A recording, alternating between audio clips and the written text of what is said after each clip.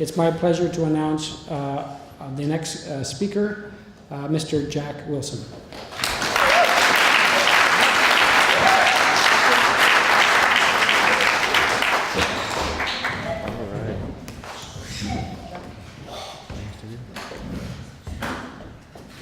Hello everyone. If you don't already know me, my name is Jack Wilson, and welcome to my Masterworks presentation. Now, at the beginning of all these Masterworks presentations, you, as the audience, may find yourself wondering, what did this guy do? I'll show you.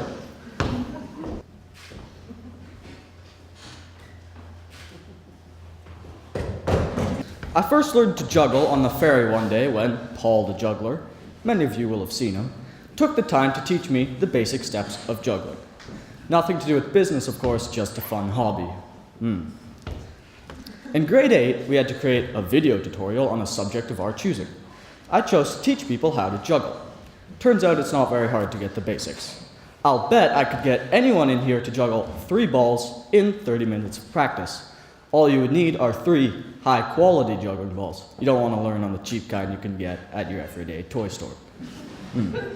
But back to my Masterworks. Now, you can't write a Masterworks paper about washing dishes, which meant I had to be more creative. I knew I wanted a business, but I didn't know what I wanted to import. I didn't have a product. All right. There we go. All right. Now, creating a business and making money sounds all fine and dandy, which is what I thought. Turns out you actually have to know what you're doing. Now, what do I mean when I say things like import or business?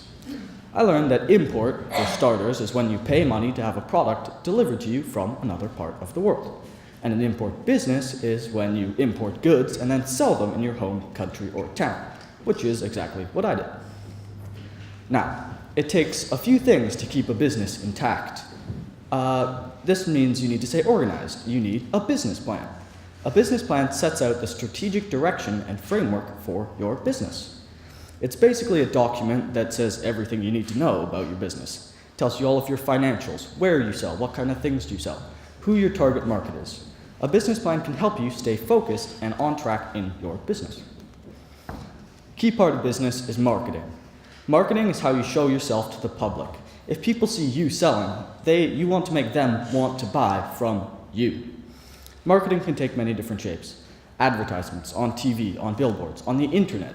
Every time you see a brand name, that is the company advertising their product to you. For me, I can't afford a massive sign on the side of the road, but I can show people my website. I can talk to them myself about my business and why they should buy from me. Now, a key part of creating an import business is actually selling. I learned that the best place to sell is the place that you can find your target audience. Your target audience is basically who you're trying to sell to. Now, huge part of an import business, pretty obvious, is importing goods. Now, I've talked a little bit about imports, but I would like to elaborate. So, shipping, as you may assume, is not only helpful on a small scale, but on a large scale as well. Small scale being my business, and a larger scale being, an example, our country. Imported goods are everywhere. Lots of our fruit comes from California and Florida, places where it's easier to grow. Most plastics come from factories around the world, and the phone you carry with you perhaps came from a factory in China. Imports are very important for a large country such as Canada. There are 35 million people living here, and in 1 month, we import about $45 billion worth of stuff. That's a lot. Business owners and anyone that needs something that cannot be grown, found, or made cheaply in Canada adds to the import business. Imports are a huge part of our economy. Let's go back to September. I wanted to make an import business, and I knew I wanted to import goods. I didn't know what product to sell. I needed something that people would want to buy, but something obscure enough that they didn't already have it. The answer for me was pretty clear, and for those of you that haven't figured it out already, the answer was juggling. Now, people often ask me why I chose this for my Masterworks, and it's not as simple as juggling is fun, I wanted to make a business, end of story. No, I've had a personal interest in business for quite a while now, since around this time last year. Problem was, I really didn't know what that meant. Then Masterworks came, and it was an opportunity to learn more about business. And not only did I get to learn about it, but I got to experience it firsthand. And I don't just mean about the selling. Never before was it important for me to check my emails for grammar and punctuation. Or was it... or did I have to take an important phone call on the bus in order to set up my next seller? I had to learn to be professional, and this was interesting to see and caught me by surprise. Now, I talked about imports in general before, but it's also good if you heard my story. In the beginning of the year, I was emailing back and forth with a nice man named Waleed. Waleed owned a factory in Pakistan that makes juggling balls, and I was planning on ordering from him. Now, at this point, I really didn't know what I was doing. My first selling deadline was approaching fast, and I had nothing to sell. Waleed said that he would send me a free sample of his product, and that sounded great, so I agreed, and eventually the product came, along with a bill for $100. I was too blinded by the idea of getting free products to realize that it wouldn't be free because the juggling balls would be free, but shipping them from Pakistan to Canada, that would be on me. So far, not great. I have 6 different juggling balls and negative $100. But eventually, my luck turned. I talked to Paul the juggler. Paul told me that he gets all his juggling stuff from Higgins Brothers. Higgins Brothers turned out to be great, and most importantly, they sold wholesale, not just retail. With 2 weeks before I had to sell, I had juggling balls coming from Ontario. Now, the problem with Pakistan was shipping costs. Great thing about Higgins Brothers, they're in Canada, and duty is a problem also with Pakistan. Duty is just something that you have to pay when you ship something across the border into Canada. No duty for provinces, which is nice. And best of all, with Higgins Brothers, wholesale, if you order more than $200 worth of stuff, they ship it to you for free. This was really good, and I was on my way. Okay, I've told you a little bit about how I got my products, so I feel it'd be fitting if I told you a little bit about them. One could simply say that I sold juggling balls, or you could stretch it a little more. The products I sold were a range of sizes and types of juggling balls. And the kendama. That's that thing right there. Probably the first thing I noticed is that the kendama is excellent. Not because of what it is, but because of the fact that everyone wants one. On my first day of selling, I sold every single one that I had ordered. Just to put that into perspective for you, I buy one kendama for $12, and I sell them for $20. If all I had sold were kendamas that day, I would have made $80 in my first 3 hours of selling. That's good. But I also sold small children's juggling balls. It looks like this. These were also great. Kids wanted them, and parents wanted them for their kids. Next, there were larger and heavier adult juggling balls. These looked like this. These were a harder sale, but eventually people bought them. Now, everything that goes up must come down. I bought professional juggling ball kits. These were much bigger and made out of a better material and lighter. These did not sell well. What I mean by that is I bought 2 in December and I have 2 in June. So not great. Now, early into the creation of my business, I figured it would be good if I had a website that I could direct people to if they were interested in my business and I was not able to talk to them myself. Now, unfortunately, I realized this a little bit too late and ended up finishing my website half an hour before I had to sell. This meant that my website was rushed and I was totally not prepared for selling. Lesson learned, give yourself more time. Later, I was able to finish the website, and this is what it looks like today. Still simple, but it gives the business credibility and makes it seem a little bit bigger than some kid selling juggling balls. I also created that poster there to give my stand a little bit of flash. So, Now, I had 4 organized times in which I sold my products between December and today. There was the Christmas Craft Fair on Bowen. There was the annual Juggling Festival, which was at the University of Victoria. And then, of course, there was selling at IPS. And more recently, at the Bowen Island Marina. Selling at the craft fair was great. I sold almost all out of products and soon made another order. Selling at IPS was also quite successful. Now, again, selling at University of Victoria, different story.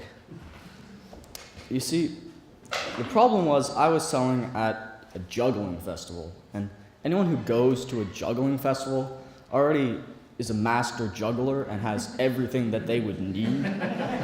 So, in the University of Victoria, I sold a grand total of 2 things in 4 hours, so, not super good.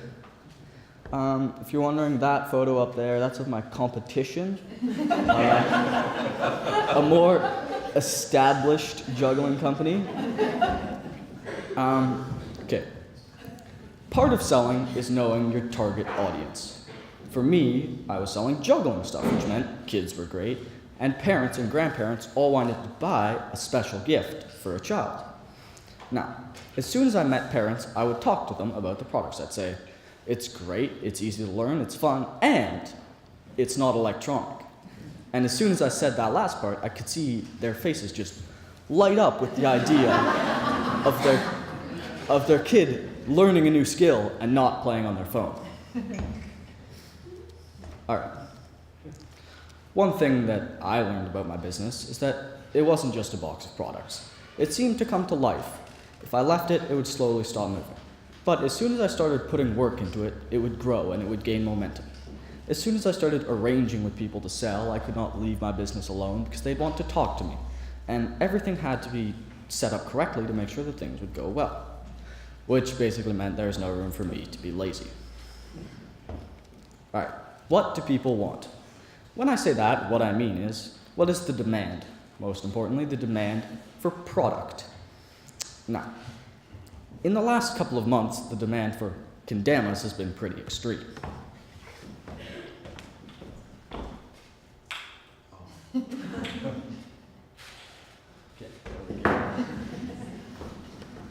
All right. I was very lucky to order them in December because I noticed that they sold well, and I saw that everyone had them. Just by walking by the public school on Bowen Island, you could see they all had these toys. All right, to prove our point, who in here has a kendama? Can you put your hand in the air?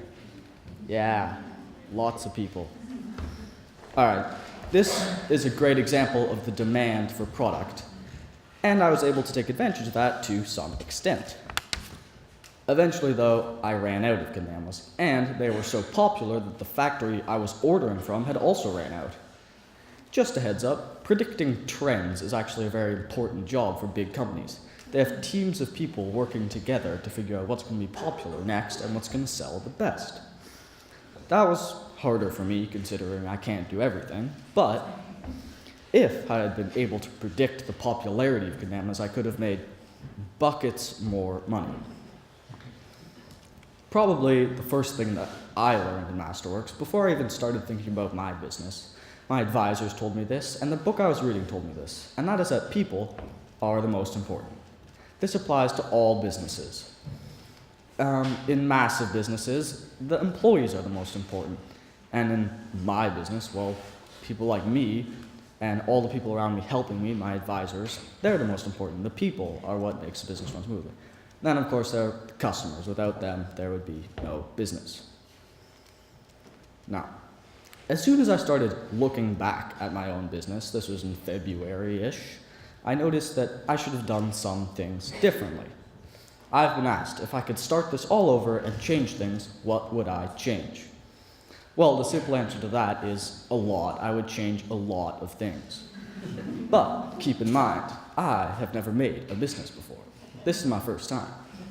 So, with that in mind, I feel I did pretty well. I had to trust my judgment on choosing a product that people would buy, and, I feel I did all right, but that doesn't mean that I would change a few things. I'd maybe change up what I would order, and although I enjoyed it, the Victoria Juggling Festival was a waste of time. And I'd probably prepare for things better.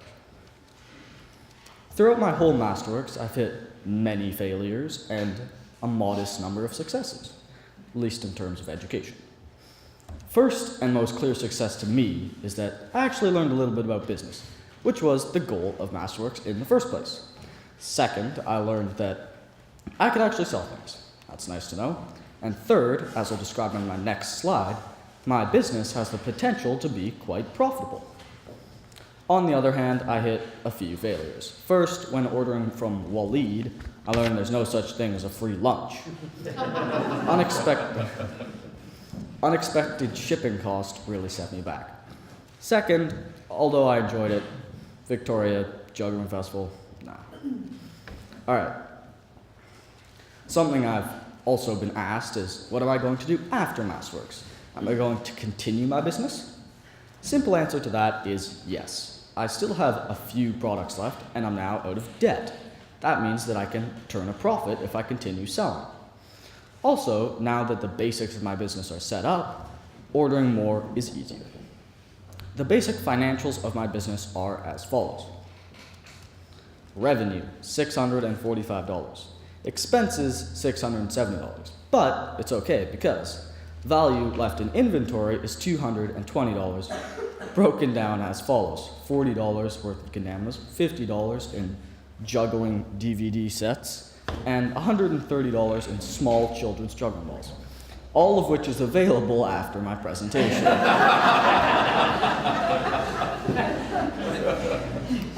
Also, I have a small update on that. That is out of date. On the last 2 weekends I've been selling in the marina, and I'm now out of debt, and I made $20 whole, which means my business is profitable.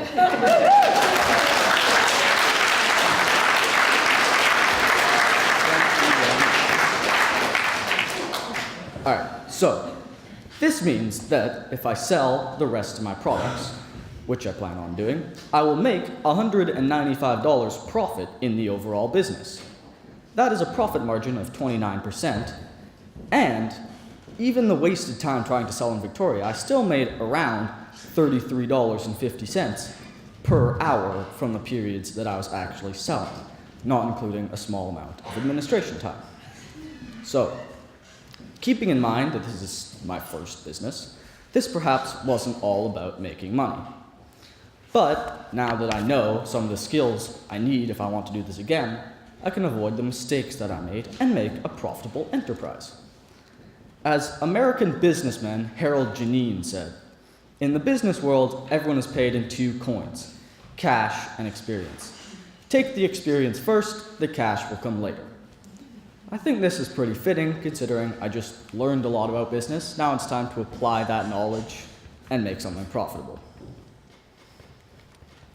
There are a number of people who have helped me through this year and my Masterworks, and I'd like to thank them now. A huge thanks to my advisors, David and Elena Verlee, and Jen Henriksen. Jen, you kept me on track when I needed it most, which was pretty much all the time. And David and Elena, you guys both inspired me and gave me great advice for my business. Thank you so much. I'd also like to thank Paul Stewart, known around these parts as Paul the Juggler. Thank you for your advice, sample products, and teaching me to juggle all those years ago. I'd also like to thank my parents for, keeping me on track and making sure that I got things done. And most of all, for giving me my first business loan. Finally, I'd like to thank my class for dealing with me and all of you for being here for my presentation. Thank you.